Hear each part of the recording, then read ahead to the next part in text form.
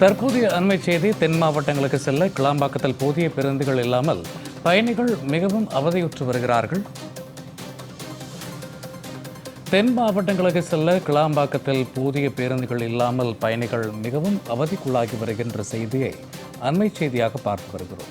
நேற்றிரவு 200க்கும் மேற்பட்டோர் கிளாம்பாக்கத்தில் சாலை மறியலில் ஈடுபட்டதால் பரபரப்பு நிலவுகிறது. இருந்தும் கூட மக்கள் மீதே பழி போடப்படுவதால் மக்கள் மேலும் துன்பத்திற்கு ஆளாகி வருகின்றனர். ஆய்வுக்கு சென்ற அமைச்சர்கள் சிவசங்கர் மற்றும் சேகர் பாபுவை முற்றுகையிட்டு பயணிகள் வாக்குவாதத்தில் ஈடுபட்டிருக்கிறார்கள். இருந்தும் கூட அமைச்சர் சிவசங்கர் மக்கள் மீதே மீண்டும் பழியை போடுவதால் மக்கள் மீளா துயரில் ஆழ்ந்து வருகின்றனர். இது பற்றிய கூடுதல் தகவலோடு இணைகிறார் எமது செய்தியாளர் நித்யானந்தன். வணக்கம் நித்யானந்தன்.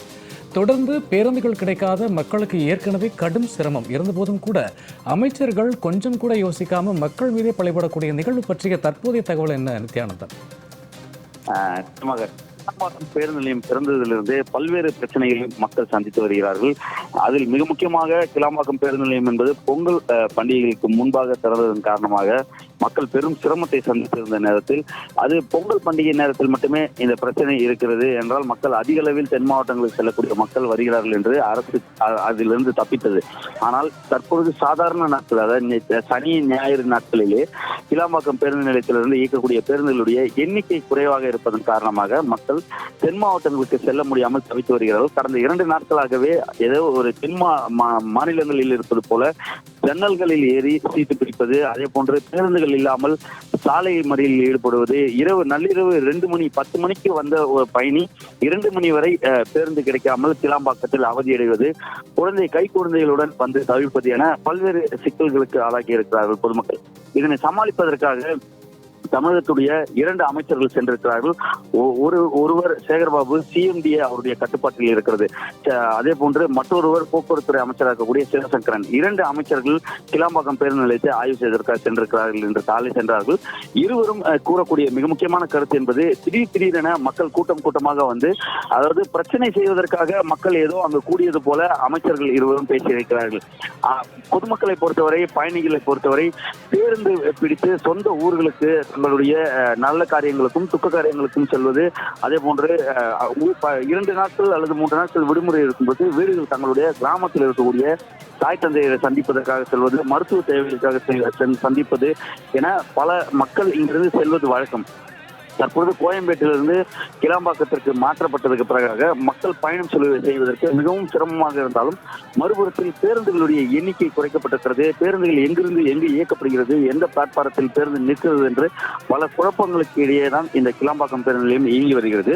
ஆனால் மக்கள் திடீரென கூட்டமாக வருவது, பிரச்சனைக்காக வருவது போல அமைச்சர் பொதுமக்களை சித்தரித்திருப்பது என்பது தற்போது விமர்சனத்திற்கு உள்ளாகி இருக்கிறது. என்றால் பொதுமக்களை பொறுத்தவரை, பயணிகளை பொறுத்தவரை தங்களுடைய கிராமங்களுக்கு தங்களுடைய தேவைகளுக்காக வரக்கூடிய பயணிகளை ஏதோ அவர்கள் அந்த கிளாம்பாக்க பேருந்து நிலையத்திற்கு வந்து பிரச்சனை செய்வதற்காக வருவது போலவும், ஆட்சியை குறை கூறுவதற்கு வருவது போலவும், அமைச்சர்களை குறை கூறுவதற்கு வருவது போலவும் திட்டமிட்டு அமைச்சர் பொதுமக்கள் மீதான ஒரு குற்றச்சாட்டை தற்போது வைத்திருக்கிறார். வழக்கமாக ஆட்சியாளர்கள் அவர்கள் அரசியல் கட்சிகளிடையே மோதல்கள் பேசிக் கொள்வது, வார்த்தை போர் நடத்துவது வழக்கமான ஒன்று. ஆனால் திமுக ஆட்சியில் பொதுமக்களே நேரடியாக குற்றம் சாட்டுவது, வரக்கூடிய பயணிகளுக்கு போதுமான பேருந்துகள் இயக்கியிருந்தால் பயணிகள் பேருந்துகளை பிடித்து அவர்களுடைய சொந்த கிராமங்களுக்கு சென்றிருப்பார்கள். ஆனால் அதை செய்யாமல் தவிர்த்ததன் காரணமாக பேருந்து இல்லாமல் பொதுமக்கள் சாலை மறியலில் ஈடுபடுவது, கிட்டத்தட்ட 6 மணி நேரம் கிளாம்பாக்கம் பேருந்து நிலையத்தில் பிளாட்பாரத்தில் கைக்குழந்தைகளுடன் படுத்து உறங்குவது என பல பிரச்சனைகளை சந்தித்திருக்கிறார்கள் பொதுமக்கள்.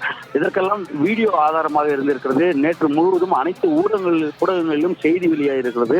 அனைத்தும் வீடியோ ஆதாரங்களோடு இருக்கும் பொழுது அமைச்சர் அதனை புறக்கணித்து விட்டு ஏதோ தாண்டோண்டித்தனமாக மக்கள் பிரச்சனை செய்வதற்காக கிளாம்பாக்கம் பேருந்து நிலையத்திற்கு வந்ததாகவும், அதே போன்று திடீரென கூட்டமாக வந்து ஏதோ பிரச்சனையை உருவாக்குகிறார்கள் என்று மக்கள் மீது அந்த பிரச்சனையை திசை திருப்பியிருப்பது என்பது ஒரு போக்குவரத்து துறையுடைய கையாளாகாத தனத்தை மக்கள் மீது திருப்பி விடுவது போல இருப்பதாக சமூக வலைதளங்களில் மீண்டும் தற்போது பொதுமக்களே அமைச்சருக்கு எதிரான கருத்துக்களை தெரிவித்து வருகிறார்கள். என்றால் பயணம் செய்வதற்காக தான் கிளாம்பாக்கம் பேருந்து நிலையம் வருவார்கள். அது ஒன்றும் கோயம்பேடு சந்தையோ அல்லது அது பொருட்காட்சியோ கிடையாது. அங்கு வந்து பார்த்துவிட்டு அங்கு பிரச்சனையை ஏற்படுத்துவதற்கு, தங்களுடைய கிராமங்களுக்கு செல்வதற்காக, தங்களுடைய சொந்த ஊர்களுக்கு, தங்களுடைய தாய் தந்தையருடைய மருத்துவ தேவைக்காகவும் நல்ல காரியங்களுக்கும் கெட்ட காரியங்களுக்கும் செல்வதற்காக பயணம் செய்யக்கூடிய இடம் தான் கிளாம்பாக்கம். அங்கு தங்களுடைய உடைமைகளோடு, பெட்டிகளோடு, துணிமணிகளோடு, கை குழந்தைகளோடு, பால் புட்டிகளோடு வந்திருக்கக்கூடிய அந்த பயணிகளை அவமதிக்கும் விதமாக தற்போது போக்குவரத்து அமைச்சர் சிவசங்கரன் அவர்கள் திட்டமிட்டு பிரச்சனையை உருவாக்குவதற்காக கிளாம்பாக்கம் பேருந்து நிலையத்திற்கு கூட்டமாக மக்கள் வருகிறார்கள் என்று பேசியிருக்கிறார். இது மக்களிடையே ஒரு பெரும் கொந்தளிப்பு ஏற்படுத்தியிருக்கிறது. வழக்கமாகவே கோயம்பேடு இருந்து பேருந்துகள் இயக்கப்படும் பொழுது தொடர்ச்சியாக தென் மாவட்டங்களுக்கு திருச்சி, அதே போன்று திண்டுக்கல், தேனி, திருநெல்வேலி, தூத்துக்குடி உள்ளிட்ட மாவட்டங்களுக்கு இரவு நேரங்களில் பேருந்துகளை இயக்குவது வழக்கம். அதே போன்று இரவு நேரங்களில் ஒரு சார்ட் இருக்கும். அதன் அடிப்படையில் ஒவ்வொரு 45 மணி நேரத்திற்கும் 45 நிமிடத்திற்கும் அதே போன்று 1 மணி நேரத்துக்கு ஒரு பேருந்து என இயக்கப்படும். ஆனால் கிளாம்பாக்கத்திலிருந்து இயக்கக்கூடிய பேருந்துகள் எத்தனை மணிக்கு புறப்படுகிறது, எத்தனை மணிக்கு உள்ளே வருகிறது என்ற ஒரு விவரம் இல்லாமலும், அதே போன்று ஜிஎஸ்டி சாலை, செங்கல்பட்டிலிருந்து கிளாம்பாக்கம் வரக்கூடிய அந்த ஜிஎஸ்டி சாலையில் ஏதேனும் ஒரு இடத்தில் சிறிய விபத்துகள் ஏற்பட்டாலும் முழுவதுமாக அந்த சாலை முழுவதும் போக்குவரத்து நெரிசலில் சிக்கிக்கொண்டு எந்த பேருந்தும் கிளாம்பாக்கம் பேருந்து நிலையத்திற்கு உள்ளே வர முடியாமல் 5 மணி நேரம் 6 மணி நேரம் தவிர்ப்பதாக அரசு தரப்பிலிருந்து கூறப்படுகிறது.